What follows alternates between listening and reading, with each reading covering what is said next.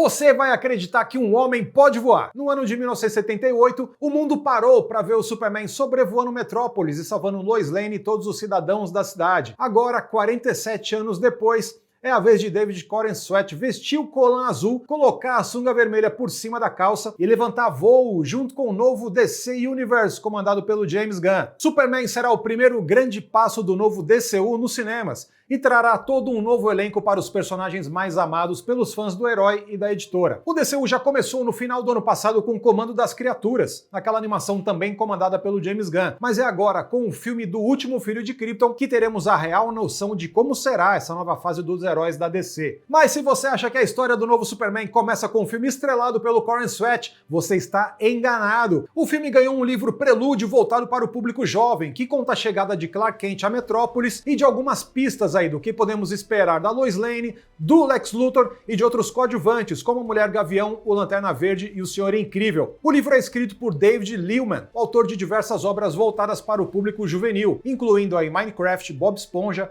G.I. Joe e outras do universo DC, como Before the Batman e DC Liga dos Super Pets. Então se prepara que vamos contar tudo aqui o que acontece em Superman Welcome to Metropolis e te deixar prontinho aí para mergulhar de cabeça nessa nova encarnação do maior super-herói de todos. A história começa com Clark Kent chegando ao prédio do Planeta Diário, famoso jornal impresso e online, considerado o maior e mais importante do país. É a primeira vez de Clark em Metrópolis e ele tá lá para tentar uma entrevista de emprego no jornal. Mas por que ele trabalharia lá? Trabalhar no jornal ajudaria o Clark a saber mais rápido sobre os problemas do mundo que ele poderia ajudar como Superman. Mesmo sem horário marcado com Perry White, o editor-chefe do Planeta Diário, ele consegue liberação do segurança e vai até o andar do jornal. Na maior cara de pau e já mostrando seu jeito estabanado e inocente, o Clark bate na porta do escritório do Perry para pedir essa vaga no jornal. Ele conta que já trabalhou como repórter no pequeno Smallville Sentinel, mas o chefão diz que mesmo com as boas intenções dele, isso não qualifica para trabalhar no jornal mais importante de Metrópolis. É nesse momento que um dos jornalistas do Planeta Diário chega correndo e diz que um ataque está acontecendo na fábrica de brinquedos de Metrópolis. O Perry manda que ele siga para lá e o Clark se antecipa, fazendo uma proposta para o editor. Se ele conseguir um furo de reportagem dando a história do ataque, o Perry dá uma chance para ele. O Perry White nem se preocupa com essa ideia e logo aceita. Daí então, do outro lado da cidade, o Superman chega até a fábrica que está sendo atacada, vê a parede detonada e usa seus sentidos aguçados para encontrar os invasores. Ele vê um tanque de titânio em forma de ovo e com um canhão de laser. O herói é acertado por um tiro e já mostra logo seu senso de humor ao afirmar: "Eu diria que fez cócegas, mas estaria mentindo e eu não gosto de mentiras." Superman então mostra seus poderes, rasga o tanque de titânio no meio e entrega os bandidos para a polícia. O oficial da polícia de Metrópolis pergunta quem ele é. Daí o Superman levanta voo e se apresenta pela primeira vez às autoridades da cidade como o Homem de Aço. O que nem o Superman nem a polícia perceberam é que, mesmo quebrado, uma câmera do tanque mandava imagens ao vivo. O vídeo era transmitido para uma torre na cidade, e lá, obviamente, quem recebia essas imagens era ninguém mais, ninguém menos que Lex Luthor, diretamente no seu computador. O empresário aparece aí do lado do seu principal faz-tudo, o capanga Otis. Ele pergunta quem é aquela criatura voadora, e o Otis responde que o nome é Superman. Aí o Lex afirma que isso não diz nada sobre esse novo meta-humano. O Luthor revela que o herói impediu uma ação dele contra seus rivais, que contrabandeavam equipamentos dentro dos bonecos de pelúcia. Agora, com os asseclas do Luthor derrotados, além de não conseguir passar a mensagem que ele queria para a concorrência, o Superman ainda fez o Luthor parecer imperfeito e vulnerável. Essa ideia de imperfeição deixa o vilão puto da vida. Ao falar sobre os outros meta-humanos, o Otis cita a Mulher Gavião, o Lanterna Verde e o Mr. Wonderful, que o Luthor corrige dizendo que é Mr. Terrific, ou Senhor Incrível pra gente aqui no Brasil. De acordo com o vilão, nenhum dos dois nomes deixa o herói menos infantil do que já é. O Lex diz que os meta-humanos já interferiram muito nos seus planos e não gosta da ideia do grupo em Metrópolis, ou como ele gosta de chamar, minha cidade. O Lex Luthor deixa claro que tem planos maiores e mostra pro Otis um holograma de todo o planeta Terra. O vilão quer saber o que move os meta-humanos, o que eles querem na Terra, e diz que tem um plano para acabar com todos os heróis. Rapidamente, o Luthor manda então o Otis conseguir uma equipe para estudar o Superman. Bom, só nesse início de história aí, a gente já tem a primeira missão do Superman em Metrópolis, a questão lá da contratação do Clark, e também a primeira vez que seu caminho cruza com o arqui-inimigo Lex Luthor, mesmo o Clark ainda não sabendo disso. Por enquanto, o Clark Kent precisa só se preocupar com seu plano inicial, que é conseguir um emprego no Planeta Diário. Ele retorna ao beco onde deixou sua pasta e o terno que ele vestia antes de voar pela cidade como Superman, pega o laptop e vai para um restaurante próximo. Clark é muito simpático e educado educado com a garçonete que oferece café. No restaurante, ele digita o artigo sobre a história da fábrica de brinquedos em ultra velocidade, chamando a atenção dos presentes. Quando percebe que todo mundo ali no restaurante está olhando para ele, o Clark se faz de desentendido, faz de bobo, diz que deve ter muitos erros de digitação e todos voltam a ignorar ele, achando que ele é só um idiota batendo no teclado. Sem nenhum erro de digitação, o Clark envia o artigo para o Perry White e retorna ao Planeta Diário. Chegando lá na sala do editor-chefe, ele encontra o Perry lendo o artigo, mas o chefão não acredita em nada daquilo. Homem voando? Superman? O Perry acha que o Clark está delirando e inventando loucuras para conseguir a vaga. É nesse momento que Torres, o repórter que havia dado a informação do ataque, retorna com poucas informações. Ele não tinha conseguido chegar antes da polícia fechar tudo. Daí o editor pergunta para o Torres sobre as informações que estão no artigo do Clark Kent e ele confirma tudo, inclusive que uma das suas fontes afirmou que o nome do herói é mesmo Superman. O Perry White fica impressionado, manda que publiquem a reportagem do Clark na capa do site do Planeta Diário e contrata ele como novo integrante da equipe do Planeta. A história então dá um salto, vai para outro ponto da cidade, em um dos laboratórios da Luthor Corp, onde o Moore, o cientista do Lex Luthor, está criando um Metalo, um robô fortíssimo que derruba um dos seguranças do Lex Luthor com apenas um golpe. Mas o robô tem um probleminha aí na visão do Lex Luthor, falta um sentimento de assassino.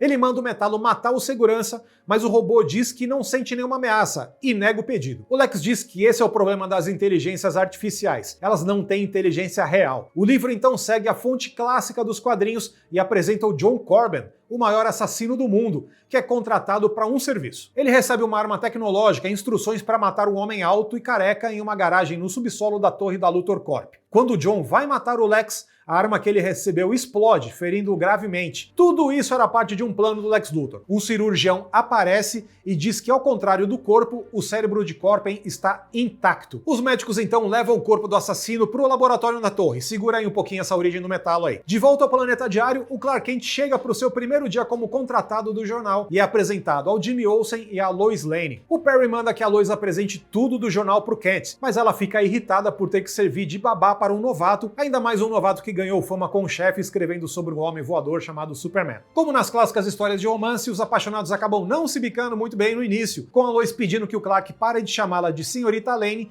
enquanto ele diz que atenderá apenas se ela não chamá-lo de Sr. Kent. Assim que a Lois aceita mostrar tudo lá pro Clark, eles recebem a informação sobre a possível ameaça de um robô atacando Metrópolis. Ó, o robô, hein? Vale destacar aqui também que essa história usa elementos modernos, como aplicativos de transporte e também medição de audiência nos cliques da página da matéria do Clark. O Jimmy, a Lois e o Clark vão então até a prefeitura para conferir a situação e encontram um Metalo na frente do prédio. A Lois encara o ciborgue perguntando o que ele quer. O vilão diz que agora ele é o dono de Metrópolis. Ele joga o mastro de uma bandeira na direção da Lois, que consegue desviar. O Jimmy tá tirando foto do vilão e acaba tendo sua câmera quebrada e é agarrado pelo Metalo. A Lois então vai falar pro Clark, mas olha pro lado e ele não está mais ali. Pode subir a música tema aí, produção. O herói está chegando.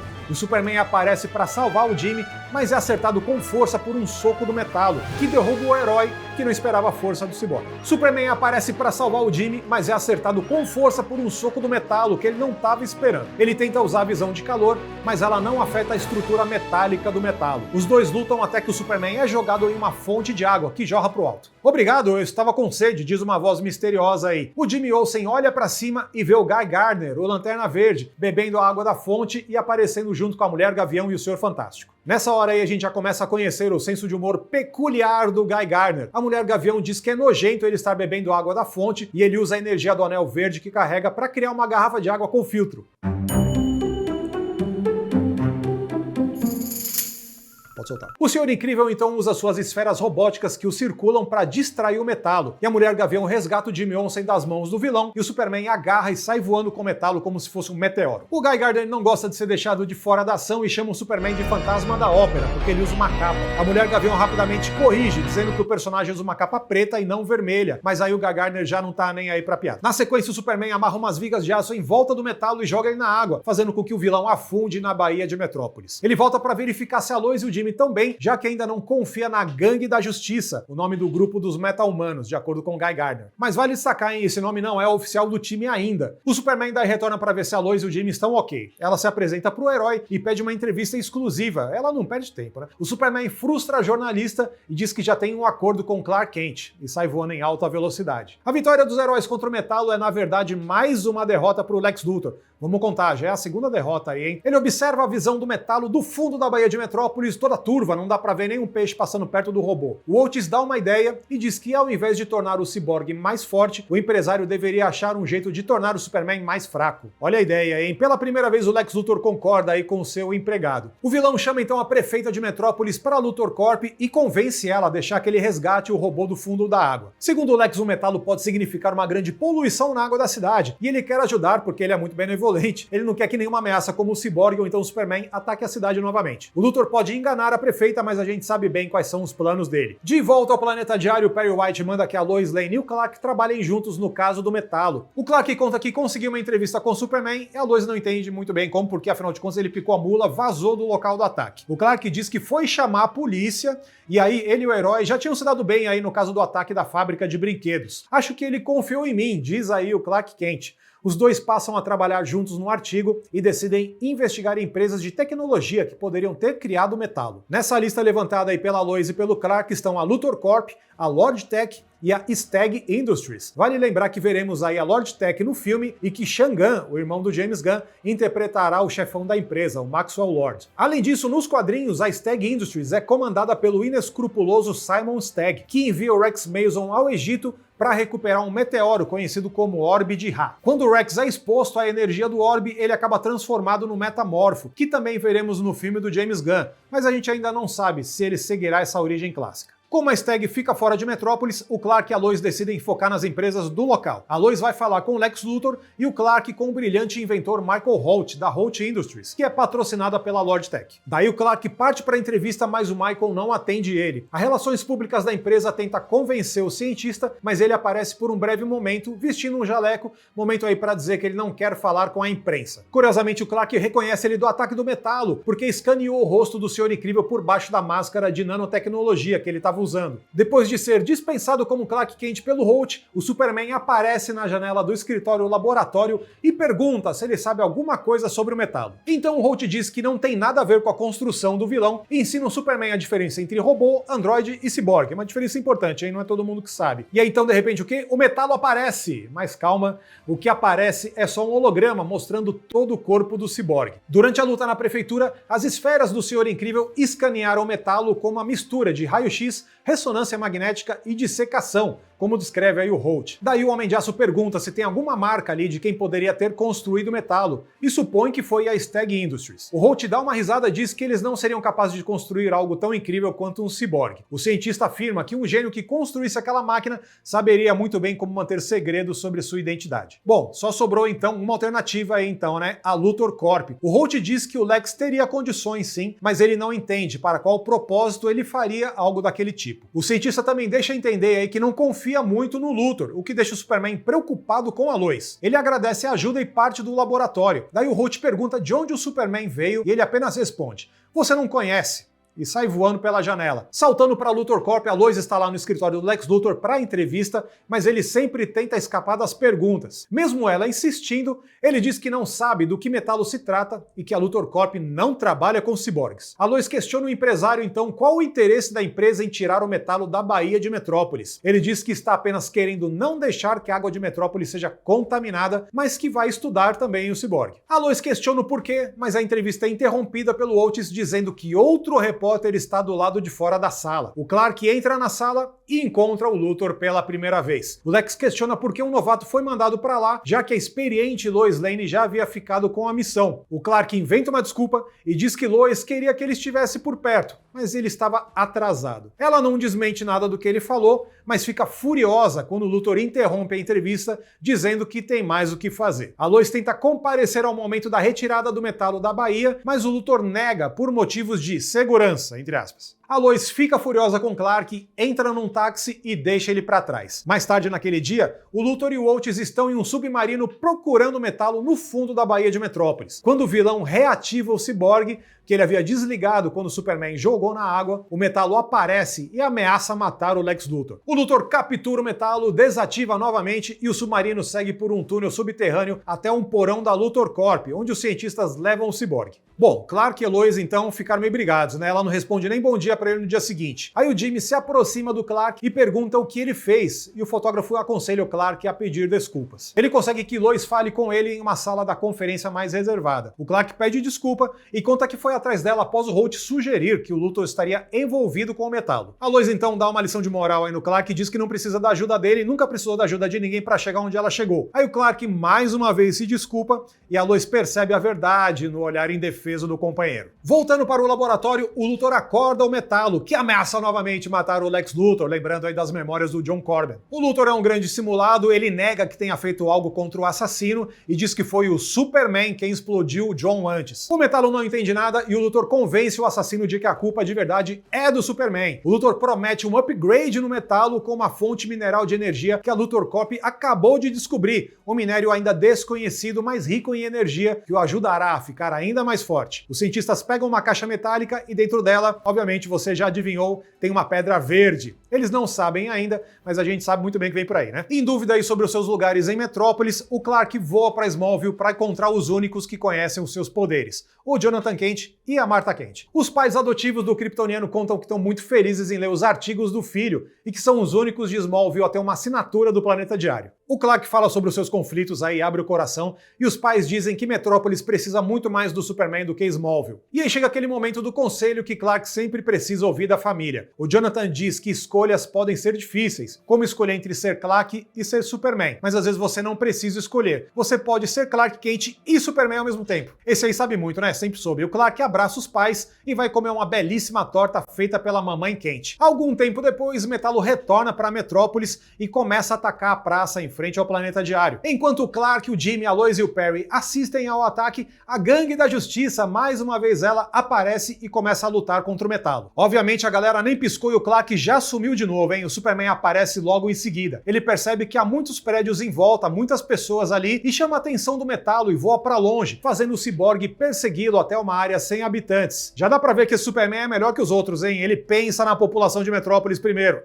Acontece que dessa vez, quando ele se aproxima do Metallo, o Superman se sente fraco, ele começa a tossir, ele perde a visão, ele tá fraquinho, ele não consegue voar e ele cai no chão. O vilão bate nele, bate muito, e quando tá pronto pra acertar um golpe mortal, a Mulher Gavião aparece e acerta a cabeça do Cyborg, salvando o Superman. O impacto joga o Metallo pra longe do Superman e de repente a força dele volta. Olha só que curioso. Quando o Metallo parte para cima do herói novamente, ele grita: "Mantenham ele longe!" O Superman dispara seu sopro. Aí quando o Metallo parte para cima de novo do Superman, ele já tá ligado, né? O Superman usa o seu super sopro, fazendo com que o Metallo tenha dificuldade de se aproximar. Entretanto, o Cyborg continua caminhando em sua direção. A Mulher Gavião usa suas asas para aumentar mais a força do vento, um jato projetado pelo Lanterna Verde adiciona propulsão e as esferas do Senhor Incrível ajudam a juntos eles produzirem uma força de tufões e furacões que jogam o vilão longe. Aí finalmente a galera consegue vencer, o Metallo bate em pedras e se espatifa, voando pedaços para todos os lados. O Superman agradece o trabalho em equipe e o Guy Gardner diz para ele poupar o discurso. Aí o Superman ficou meio bolado, né? Ele nota que algo diferente fez com que ele enfraquecesse quando chegasse perto do Metallo,